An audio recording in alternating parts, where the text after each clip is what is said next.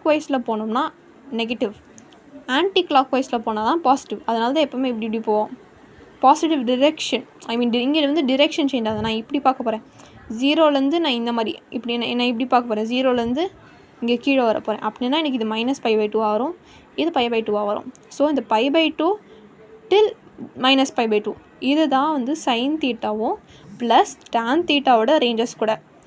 ஆனால் டேன் தீட்டாவில் இந்த -π/2வும் π/2வும் இன்க்ளூட் ஆகாது. as I already told you, tan 90 degree is not defined. அதனால் இன்க்ளூட் ஆகாது, வெறும் சைனில் இன்க்ளூட் ஆகும். ஸோ இதுதான் வந்து இதோட பிரின்சிபல் ரேஞ்ச் சைனோடது. அது பாசிட்டிவாக இருந்தது அப்படின்னா, அதாவது 0 to 90 டிகிரி இருக்குன்னு அர்த்தம். ஸோ அதனால் நமக்கு தெரியும் சைன் 0 to 90 டிகிரியோடைய வேல்யூஸ் தெரியும். அதனால் ப்ளஸ் ஆங்கிள் அப்படியே வந்துடும். அதாவது நீங்கள் இப்போ நான் சைன் இங்கே வந்து சைன் √3/2 அப்படின்னு தந்திருந்தால் டேரெக்டாக நான் சைன் π/6 தான் சைன் π/3 தான் ஆன்சர் அப்படின்னு போட்டுருவேன். இதுவே எனக்கு -√3/2 கேட்டிருந்தாங்க அப்படின்னா -π/3,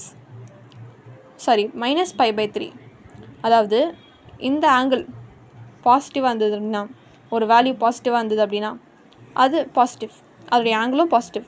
இதுவே நெகட்டிவாக இருந்ததுன்னா அதோடைய ஆங்கிளும் நெகட்டிவ். ஸோ அதனால் சைன் ஈஸி. டேனும் அதே தான். இப்போ நான் டேன் தீட்டா = 1 அப்படின்னு தந்தேன்னா உங்களுக்கு தெரியும் அது π/4 தான் ஆன்சர் அப்படின்னு.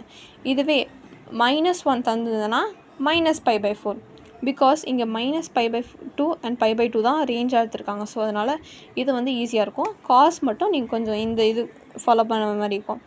இதுதான் பிரின்சிபல் சொல்யூஷன் கண்டுபிடிக்குது. இப்போ எந்த வேல்யூ தந்திருந்தாலும் உங்களால் கண்டுபிடிக்க முடியும். இப்போ நம்ம ஜென்ரல் சொல்யூஷன் பார்ப்போம். ஜென்ரல் சொல்யூஷன் ஏற்கனவே சொன்ன மாதிரி ஒரு ஏபியோடைய nth டேர்ம் மாதிரி. ஸோ அது வந்து ஜென்ரலாக ஒரு ஆன்சர் தரும். அதாவது எந்த ரொட்டேஷனுக்கும் எல்லா ரொட்டேஷனுக்கும் சேர்த்த மாதிரி.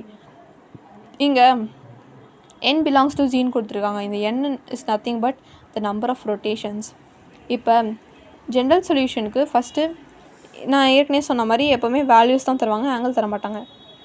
அதனால் இப்போ சைன் தீட்டா = 0. இப்போ சைன் தீட்டா வந்து ஒன்று ஒரு வேல்யூவாக இருக்கணும், இல்லைனா 0வாக இருக்கும். அதே தான் இந்த 3 ரேஷியோஸ்க்கும். அந்த 3மே 0 வந்ததுன்னா அதுக்கு ஒரு பர்டிகுலர் ஜென்ரல் சொல்யூஷனுக்கு, அது 3மே பர்டிகுலர் வேல்யூ இருந்ததுன்னா அதுக்கு ஒரு தனி ஜென்ரல் சொல்யூஷனுக்கு. இப்போ சைன் 0 வந்ததுன்னா தீட்டா = nπ, இதுதான் வந்து சொல்யூஷன்.